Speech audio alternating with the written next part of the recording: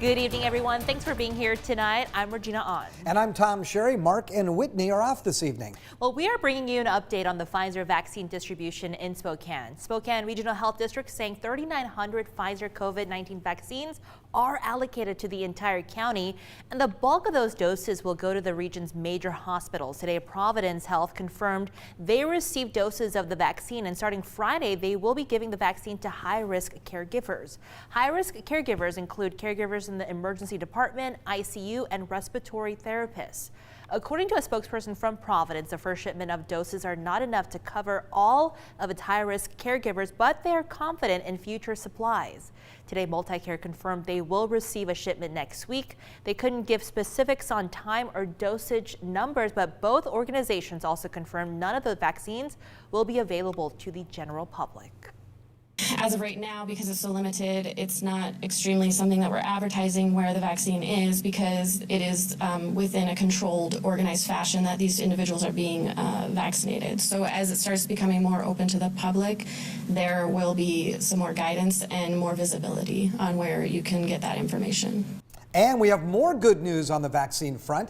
The FDA says Moderna's vaccine is highly effective. It appears to be on track for that same emergency use authorization that Pfizer received last week. New data released by the FDA confirms Moderna's vaccine is more than 94% effective in preventing COVID-19. And unlike the Pfizer vaccine, Moderna's can be stored at normal refrigerator temperatures for up to 30 days. And that should make it easier to get the vaccine to rural communities.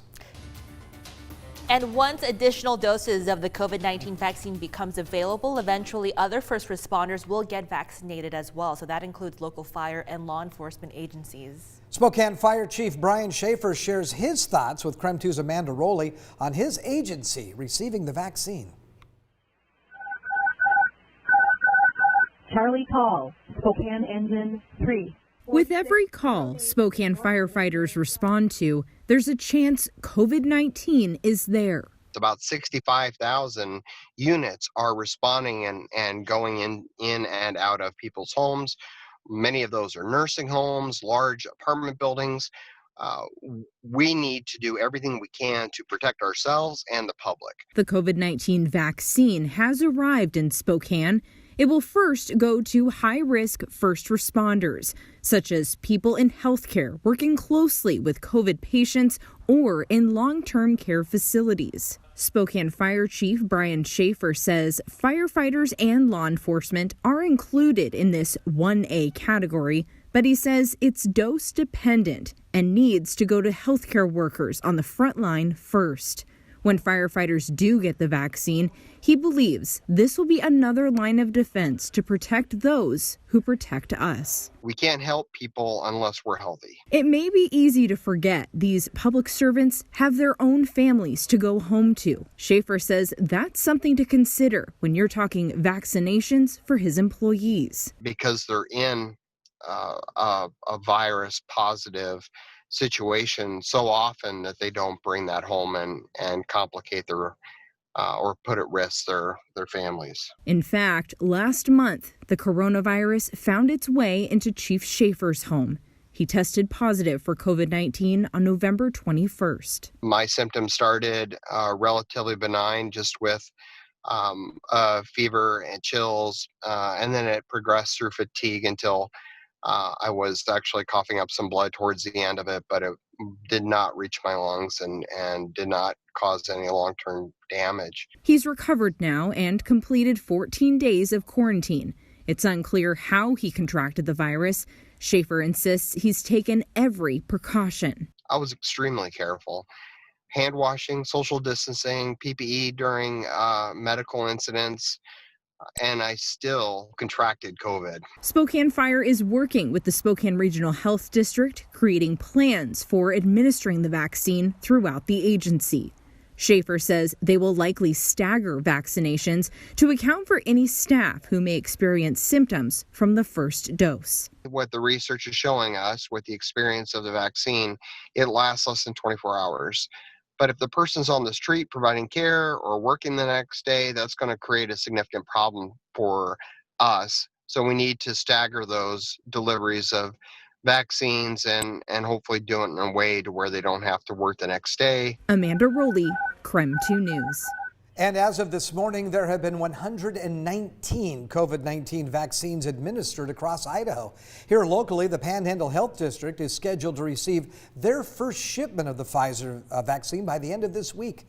Kootenai Health is scheduled to receive around 1,300 doses. The first shipment heading to the Panhandle Health District represents about 14% of all vaccines that have been given to Idaho. Doses were allotted based on the number of healthcare workers in each district. And the CDC has created an app for you to use once you've gotten the first vaccine dose. It uses text messaging and web surveys to provide personalized health check-ins after you receive the vaccine. So through vSafe, you can quickly tell CDC if you have any side effects after getting the COVID-19 vaccine. Depending on your answers, someone from the CDC may call you to check on you and get more information. So vSafe will remind you to get your second COVID-19 vaccine dose if you need one. Well, we understand that this is a whole lot of information about this new COVID-19 vaccine. And that's why here at KREM, we created the vaccine team. So do you have a vaccine question that you'd like to answer or get answered? Text us your question at 509-448-2000. And also for the latest vaccine update so that you can stay up to speed, just text the word vaccine to that same number and we'll send a link right to your phone. All right, now to weather, Tom. I really appreciate it today because the snow kind of melted and Finn was able to run out on the actual grass today. Finn, the fabulous golden retriever, we might add, who's still a puppy. And keeping you hopping. Loves the snow, but also loves grass. So. Loves everything. That's a golden. Here we go. It's above freezing. You're right. Sloppy now and slushy on the roads that didn't get plowed, but those main bus routes and arterials are in great shape at 36 degrees, and the wind is calm right now. We think tomorrow we might see a little bit more wind. Look at the rain now moving into central Washington. You see down where it says 182 right there, down in the lower Columbia Basin, the darker shades of green and the yellow. That indicates heavy rain that is falling in that location. And the white in parts of the Cascades and up around Brewster, looks like we've got some wet snow falling in that location. We'll look for 34, the overnight low in Spokane, so we stay above freezing. Look for rain this evening here locally, and then some lingering showers maybe tomorrow. Better chance of that over in northern Idaho. Certainly warm at 41 degrees. Gets even warmer for the weekend and wet, mostly in the form of rain. 45 the high on Saturday, windy and wet on Sunday, and a high of 48 degrees. Here on the 6 o'clock broadcast, we bring you a 10-day forecast, and I'll do that for you coming up in about 10 minutes. Now to some coronavirus headlines. Today, the Spokane Regional Health District is reporting 131 new COVID-19 cases, and this brings the total number of cases in Spokane County since the start of the pandemic to 22,000. 3 new deaths have been reported, and today bringing the total number to 314. 113 Spokane County residents are in the hospital. And the Panhandle Health District is reporting 292 new COVID-19 cases, but no new deaths among Idaho's 5 northern counties today. Good news there. 84 people, though, are currently hospitalized in North Idaho, and 662 people in North Idaho have been hospitalized since the pandemic began. Grant County has reported 8 more deaths related to COVID-19 tonight. 5 have been linked to long-term care facilities. The other deaths were not associated with those long-term care facilities. Well, the Spokane Police Department will soon receive 4 new Teslas as the latest addition to its fleet. The City Council President saying the Teslas will actually save the city money in the long run. We'll have more on that when we come back.